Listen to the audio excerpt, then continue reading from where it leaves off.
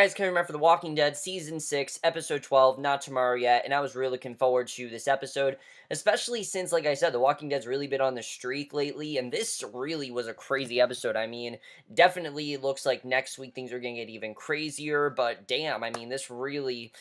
A lot of people said last week's episode was very slow, and this episode should definitely show that they are definitely keeping the momentum going, and I definitely really did love that.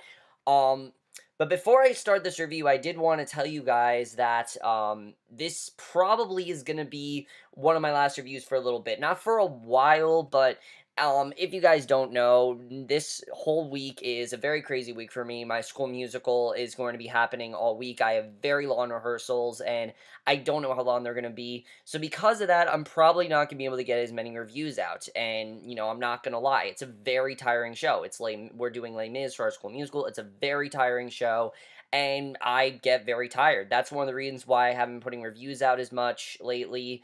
And, yeah, so if you guys don't see as many reviews or even no reviews at all, I'm going to try to get some stuff out, like next week, you know, like tomorrow, Bates Motel, I'm going to try to review the premiere of that. I can't promise you guys that, though, because one, I don't know when we're going to get out. Two, I'm probably going to be very tired, so if reviews are not up all week, it's probably because I'm very tired, and, yeah, I'm not going to lie to you guys about that. I feel like you guys understand that, so if you guys don't see reviews all week, that's why. With that said, let's get into this episode because it really was a crazy one.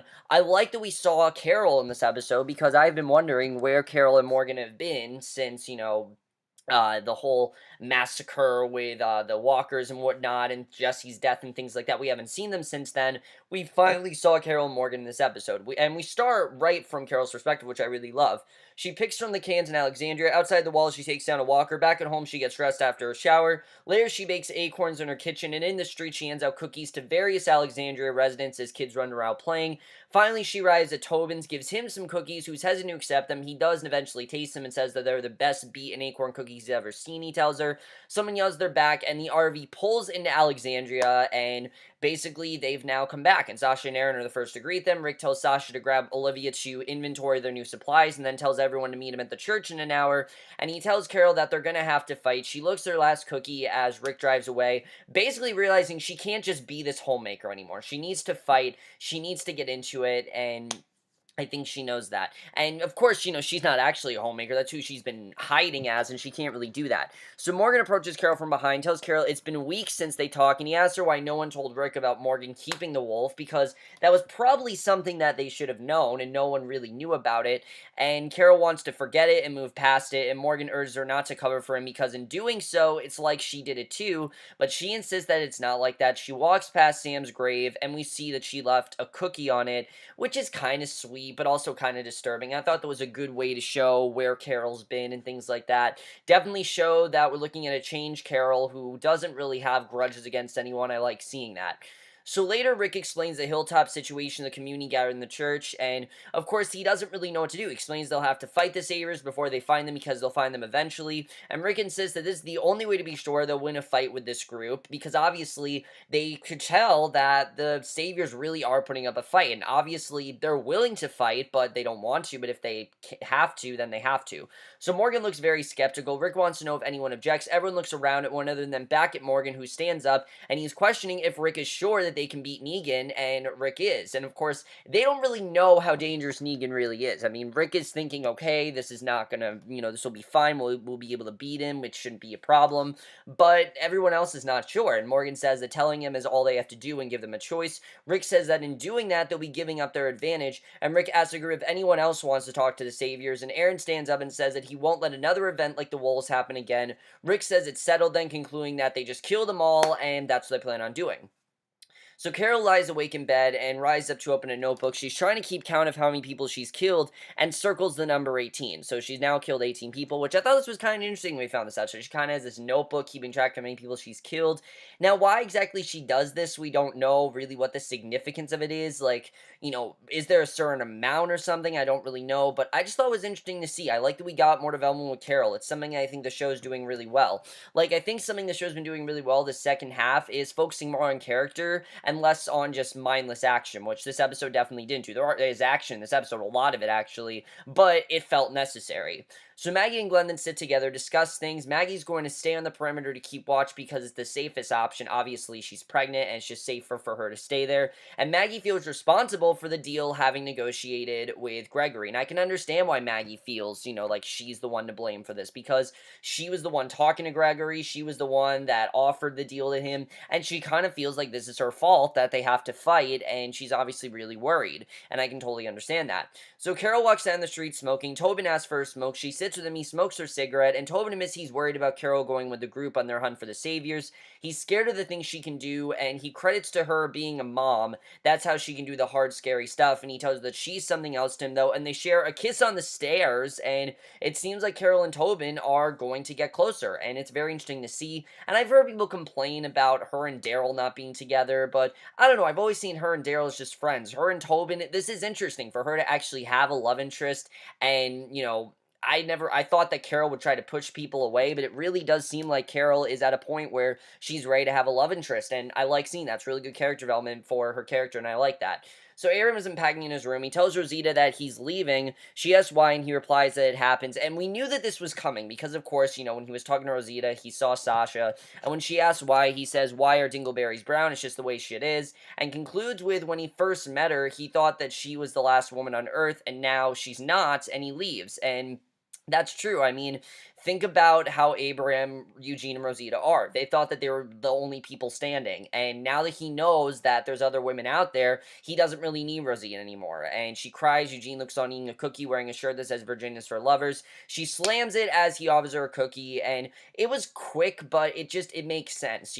For that scene we got with Abraham's character, it makes sense why he had to say goodbye to Rosita and dump her. It made sense. So Rick Glenn has shown Daryl, Maggie, and the group from Hilltop map out a plan. And Tara and Denise then talk in the kitchen. Tara tells Denise that she loves her, and Denise says that she'll say it back when Tara returns. Tara invites Denise to leave for the safe zone for 2 weeks, but Denise shuts it down because she's the only doctor left in Alexandria, and obviously she feels she's going to be needed because there are going to be people that get hurt, and she can save them. She wants to be able to, and of course we knew that she wasn't a real doctor, but now she's starting to know what she's doing, and obviously she wants to stay, which is interesting to see how this is going to play out.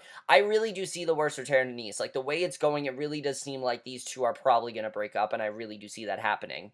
So the mapping continues. The group comes to the conclusion on where the armory must be. Rick wants to go in at night while they're sleeping, but New Guy claims that the guards won't be sleeping, and Rick insists that they'll open the doors to them because they're going to give the saviors what they want, which is Gregory's head, and basically, the group comes to a stop on the road, and they honk their horns before exiting their cars, and Rick and Gabriel discuss how committed Gabriel is to being a part of the mission, and this was an interesting scene. Things have been very interesting with Gabriel this entire season, because they haven't really trusted him, and he's been trying to gain their trust, and in this episode, it seems like he pretty much has, and basically, Rick asks why Gabriel's still wearing his priest outfit. He claims it's because he's still, it's still who he was, and it'll be hard for people to see him in the dark, and I think that's a good reason. I really do think that Gabriel is genuine here, and I can understand if someone thinks that Gabriel's, kind of bullshit here, but I think it's true. I think he really is trying to stay true to his morals. From the beginning, that's who Gabriel's been, and plus, kind of camouflage it as well. So Rosita approaches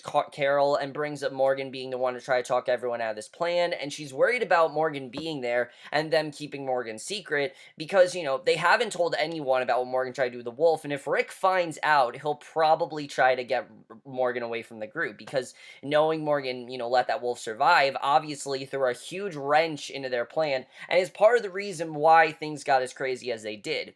So Rosita walks off, Carol puffs her cigarette, and walkers then stumble through the woods. Glenn takes him down with Heath. They discuss never having to kill anyone so far. Glenn tells a story about seeing something so awful that you can't sleep or eat, and Heath agrees that he has been there. Glenn imagines that killing someone has to be worse than that. He admits that he's nervous before he starts chopping up the walker, and I thought it was interesting. We got back to the idea that Glenn hasn't really killed anyone. He hasn't. That's been one of Glenn's solutions, that he just hasn't killed anyone. He's just lived because he's been very lucky with that. So it's interesting to see, and especially him having to kill some people. You can tell that he hasn't done that before, and it's hard for him to do.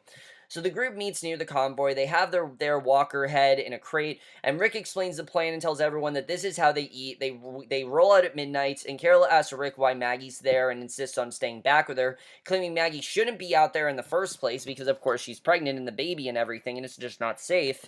So Jesus shows Rick the walker heads, explains the best option, but says one has a different nose. Rick punches it, makes up a story on how it got so messed up, and the guy from Hilltop says the saviors are scary, but this prick's got nothing on you, which I love that line. It really does show that Rick is willing to face the saviors. He doesn't care. If he can take out the wolves, if he can take out the governor, he can take out the saviors, and there should be no problem with that. I mean, he's willing to put up a fight, and it's clear they haven't really dealt with anyone like Rick before, which I really did like seeing. So Andy pulls his car up to the compound, red lights turn on, someone yells at him to step out of his car, they tell him to bring the head up to them, and he does. Two men greet him with guns, Andy opens the bag and shows them the head, they accept it as a head quite excitedly, however, one analyzed the head, and Andy says that Gregory broke his hand, and I love the way this was done, just the way that they were happy about the head. I mean, it's weird, but it's pretty funny as well.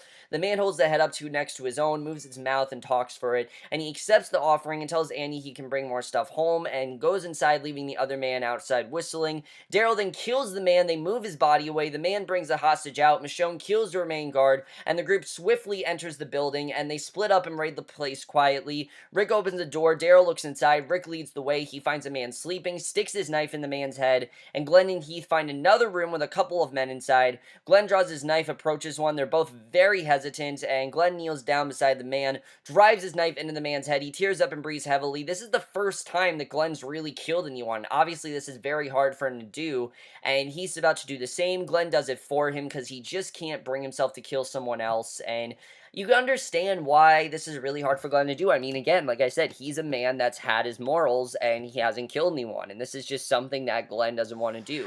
So on the wall, there are pictures of people with their heads beaten out or hanging. Glenn looks at them quite terrified, knowing that he has to kill some people, and he really doesn't know if he wants to do that.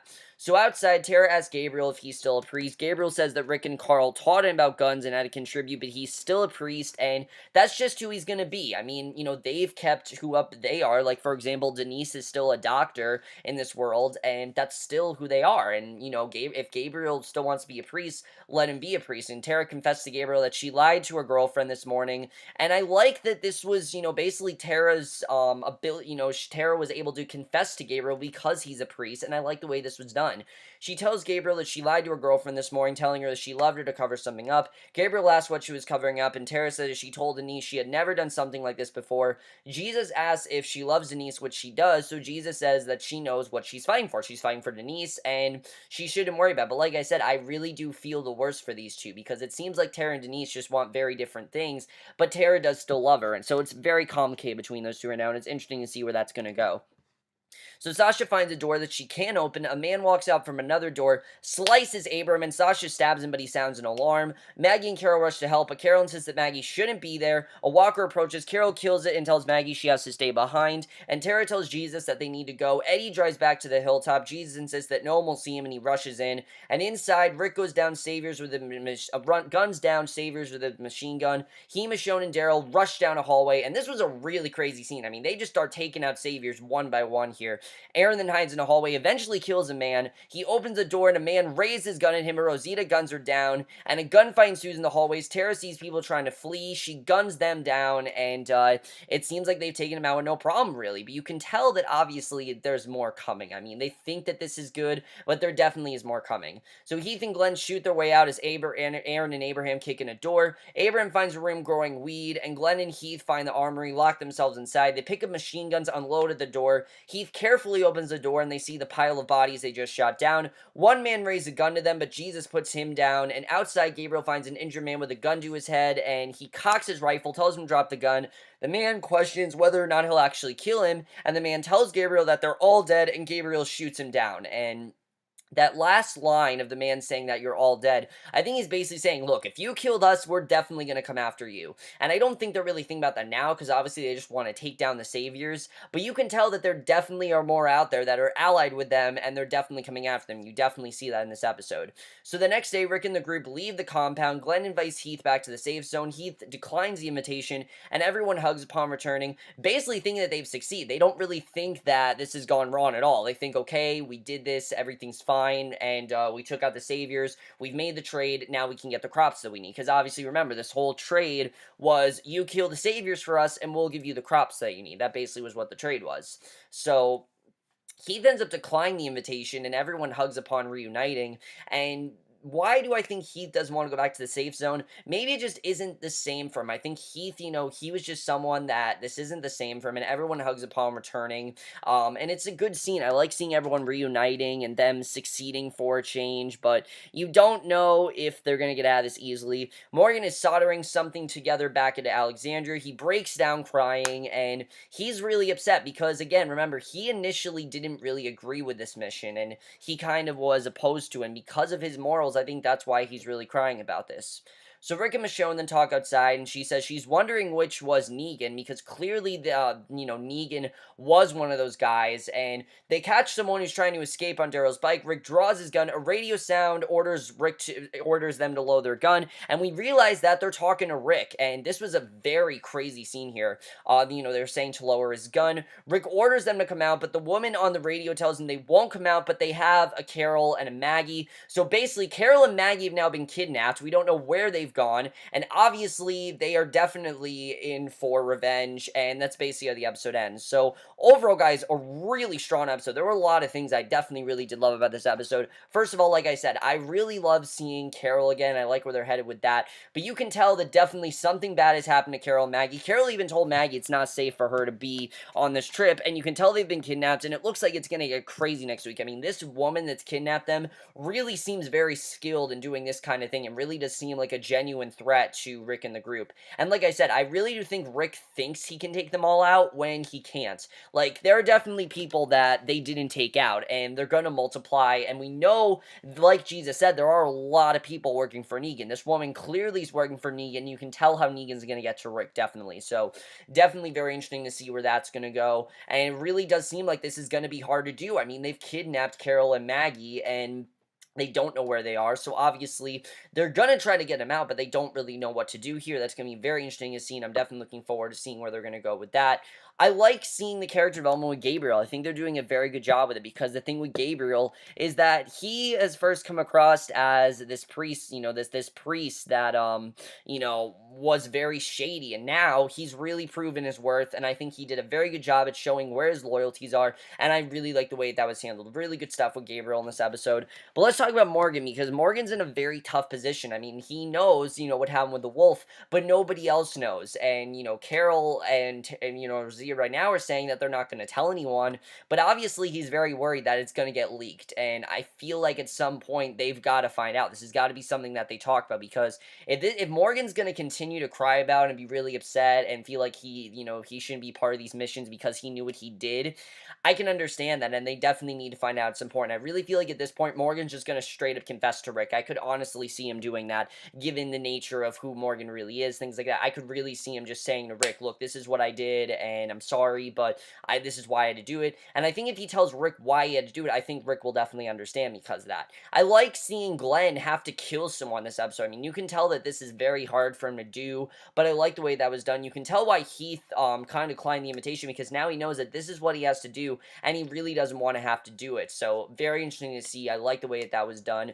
Tara and Denise, like I said, I really do feel the worst for these two. I mean, I feel like Tara, wants them to be together, but she kind of knows that things are not going so well for them, and they probably can't really be together anymore, and I like the way they're handling that storyline. Very interesting stuff there. I like Tara and Denise overall, and I hope the best for them, but I don't really think the best is yet to come. I really think the worst is yet to come, honestly, and I think this is one of those shows where things are just going to get worse, and you can definitely tell from this episode that things are definitely going to get worse, and I'm really looking forward to seeing where that's going to go. There is a whole thing about if Rick is still a good guy, and I don't think the whole good guy thing is a part of Rick's, morals. I think Rick hasn't been a good guy. He's kind of doing, in this world, being a good guy isn't what gets you to survive. Rick is doing what he can to survive, and it's the strategies work for him, and I think that's really the thing now, is that Rick knows that he's willing to kill. And he even said, look, we can talk to the saviors, but if he had to kill them, he had to kill them, and he knows that he had to do that because they were such a threat. And definitely it's getting very interesting. You can tell that Negan is going to come after them. You can tell how crazy things are going to get, and I can't wait to see what happens there. Not can't wait to see, but I think it's going to be really interesting to see. I also like this whole thing going on between Carol and Tobin. It's clear that those two are starting a relationship, and I'm interested in seeing really where that's going to go. But overall, guys, great episode as usual. Definitely really am enjoying this part of the season. And like I said, it really does seem like next week things are going to get crazy. I can't wait to see where things go next week. Let me know what you guys saw this episode. I really don't know what my next review is going to be, because like I said, I don't know if I'm going to be able to get reviews out for tomorrow. I'm probably going to be tired, so I don't know. And of course, I have homework and things like that, so I don't know if I'm going to be able to get a review out tomorrow. I want to, but I don't know. And if I do, it'll be for Bates Motel, the season premiere of Bates Motel. So I probably will get that out. I'm not really sure though, so I can't really tell you where my next review is going to be. What I will say is whatever I don't review, I most likely will catch up on the weekend, so I will definitely get back to things on the weekend, things like that. That's why I've been very behind, I've been very tired, things like that. Just wanted to tell you guys that. So we'll see you guys in the next video. Like I said, I don't know what it's going to be, but whatever it is, I will see you guys for that. Okay, bye.